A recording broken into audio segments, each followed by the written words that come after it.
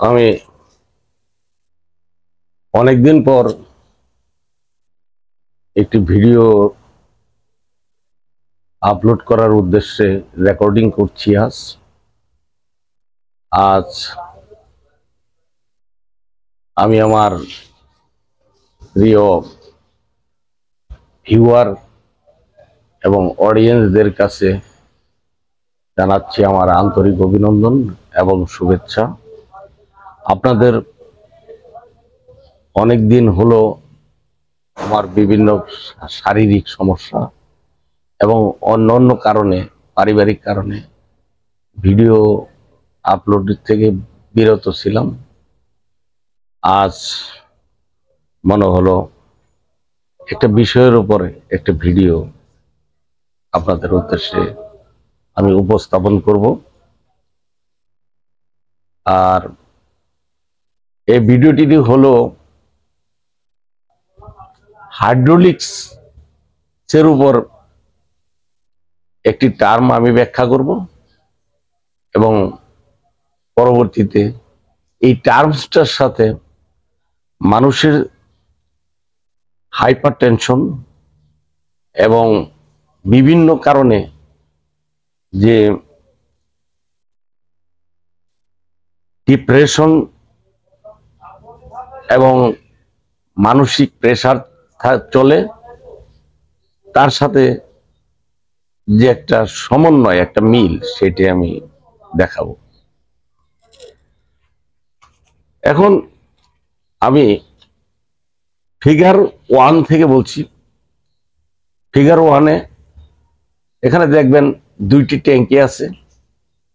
একটা T1 যে ট্যাঙ্কিটা বড় এবং আরেকটি ট্যাঙ্কি আছে T2, সেটা ছোট। কিন্তু ছোট বলতে এখানে আপনি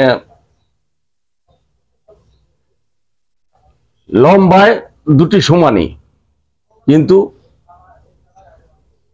উচ্চতায় আর ওর ডায়ামিটার বলেন বা ওর উপর থেকে যে ওর যে টপ সারফেসটা বড় এবং ছোট। T1 এর টপ সারফেস বড়, T2 টপ সারফেস ছোট। এই দুটি ট্যাঙ্কিকে মাঝখানে একটি বাল্ব দ্বারা নিয়ন্ত্রণ করা হচ্ছে। এই বাল্বটি আর দুটি ট্যাঙ্কিকে সংযোজন করা হয়েছে একটি পাইপ দ্বারা। এই পাইপটার মাঝখানে বাল্ব আছে। এতে করে যখন এই বাল্বটা ক্লোজ থাকে, তখন যে ট্যাঙ্কির ভিতরে যতটুকু তরল আছে সেই ট্যাঙ্কিতে ততটুকু তরলই থাকবে এবং কোনোটার ভিতরে যাইতে পারবে না, চলতে পারবে না। আর T1 ট্যাঙ্কির পানির হাইটটা বেশি রাখা হয়েছে। এই পানির হাইটটা ইন্ডিকেট করা হয়েছে H1 দ্বারা। আর T2 ট্যাঙ্কির পানির হাইটটা কম আছে এবং এটাকে স্মল h দ্বারা তার হাইটটা ইন্ডিকেট করা হয়েছে। তো আপনারা চিত্রে দেখতেই পাচ্ছেন স্মল h এ হাইটটা কতটুকু আর ক্যাপিটাল H এর হাইটটা কতটুকু। এখানে যে কোনো ফ্লুইডই আপনি রাখেন না কেন, যদি সেই ফ্লুইডকে অন্য আরেকটা ফ্লুইডের সাথে কানেকশন থাকে কিন্তু সেটা বন্ধ থাকে, এখন ওই বন্ধটা কানেকশনটা যদি আপনি খুলে দিলে দেখবেন আপনি ওই যার হাইটটা বেশি আছে ওর হাইটটা ধীরে ধীরে কমে গিয়ে যেটার হাইট বেশি আছে ওইটার ভিতরে ফ্লুইডটা চলে যাবে এবং আস্তে আস্তে ওর হাইটটা বেড়ে যাবে। বাড়তে বাড়তে কোনো এক সময় দেখবেন দুইটা হাইট একটা লেভেলে এসে যাবে। এই যে দুইটা হাইট একটা লেভেলে আসছে, এটাই হচ্ছে পানির সমোচ্চশীলতা ধর্ম। এই ধর্মটাকে প্রুভ করে গেছেন আর্কিমিডিস, আর বিজ্ঞানী আর্কিমিডিসের কথা বলছি আমি। এখন 1 নম্বর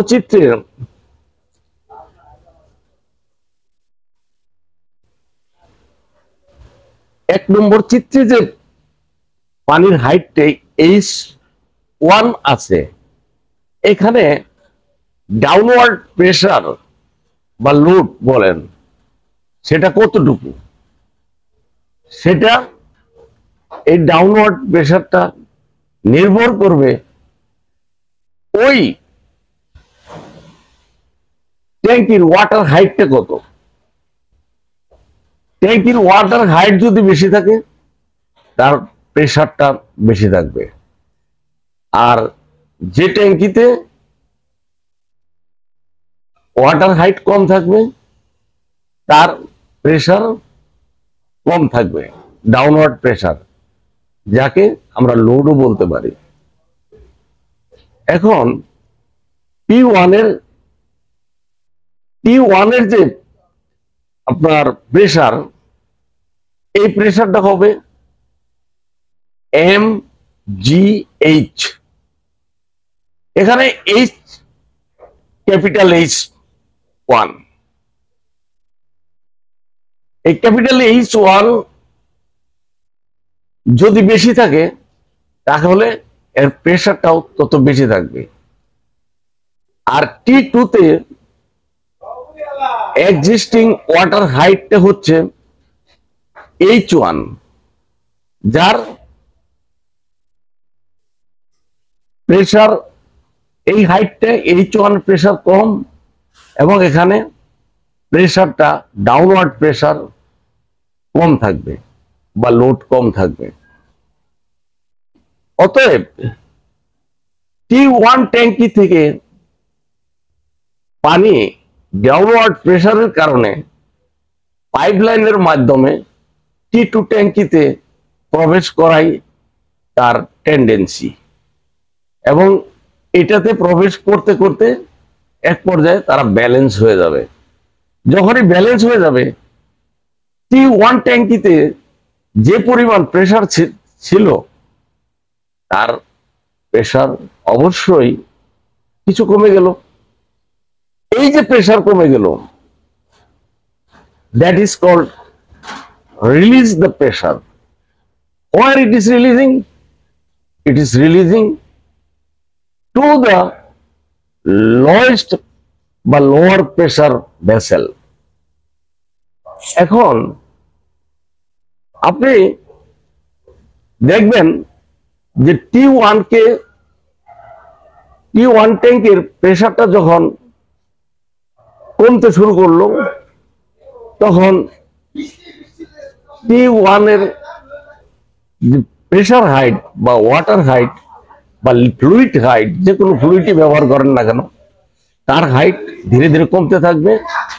আর ওই আমি বাল্ব খুলে দিয়েছি, ভি ভাল্বটি, যার কারণে ওই পাইপের ভিতর দিয়ে এর ডাউনওয়ার্ড প্রেসারের কারণে T2 তে ওর প্রেসার বেড়ে যাচ্ছে। গ্র্যাজুয়ালি এই প্রেসারটা এটা রাইজ করবে, আর T1 এর প্রেসার গ্র্যাজুয়ালি ডিক্রিজ করবে বা ডাউন হবে। In a certain time it will be equivalent. That means pressure is equal. But T1 এ যে প্রেসারটা ছিল, কিন্তু পরবর্তীতে কিন্তু ওই প্রেসারটা আর নাই, তার মানে তার প্রেসারটা কমে গেছে। অতএব সেটাও আমি চিত্র 2 উল্লেখ করছি। এখানে দেখেন T1 T2 দুইটি ট্যাঙ্কেরই প্রেসার হাইট বা ওয়াটার হাইট বলেন, ফ্লুইড হাইট বলেন, ইকুয়াল। অতএব এখানে উভয় ট্যাঙ্কিতে পানির মাত্রা কতটুকু সেটা বড় কথা না, এটা ডিপেন্ড করবে, বা ফ্লুইডের মাত্রা কতটুকু সেটা বড় কথা না, এটা ডিপেন্ড করবে এইচ এর উপরে, তার হাইটের উপরে। এই হাইটটা আমরা ভর সমান, ভর সমান তার মধ্যাকর্ষণজনিত ত্বরণ যেটাকে বলা হয় মধ্যাকর্ষণজনিত ত্বরণ জি এর মান, এটাও কনস্ট্যান্ট। তাহলে এটা কম বেশি আমরা কি দ্বারা ইন্ডিকেট করছি, বুঝতে পারছি, এর প্রেসার হাইট বা ওয়াটার হাইট, এটার কারণেই এর প্রেসার কম বা বেশি আমরা বুঝতে পারছি। এখন এই বিষয়টাই যদি মনে করেন কোন ব্যক্তি বা কোন ব্যক্তি বিশেষ তারা ক্রিয়েটিভ ওয়েতে থিঙ্কিং করুক, আর যে কোনো থিঙ্কিং করুক, কোনো কর্মকাণ্ড, তার অতীত স্মৃতি, এগুলোর উপরে যখন তার ভিতরে ক্রিয়া করতে থাকে, তার মস্তিষ্কে ক্রিয়া করতে থাকে, তখন তার মস্তিষ্কে একটি প্রেসারের সৃষ্টি করে। এটাই